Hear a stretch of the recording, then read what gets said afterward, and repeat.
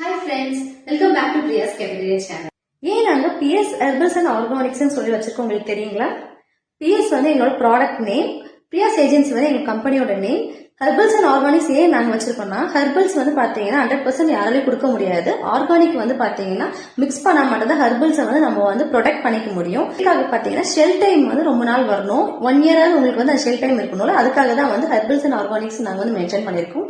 Science கொண்டு வர முடியாது, ஃபியூச்சர் பிளான்ஸ் இருக்கு சயின்ஸ்ல வந்து பாத்தீங்கன்னா கொண்டு வரலாம்னு சொல்லிட்டு.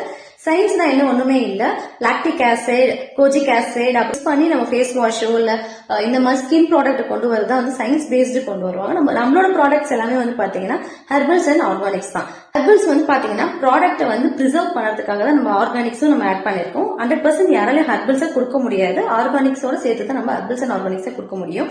ஏன்னா பிரிசர்வேட்டிக்காக சில இன்கிரீடியன்ஸ் ஆட் பண்ண வேண்டியதா இருக்கும். நம்ம ப்ராடக்ட்ல வந்து பாத்தீங்கன்னா பிஎஸ் ஹெர்பல்ஸ் அண்ட்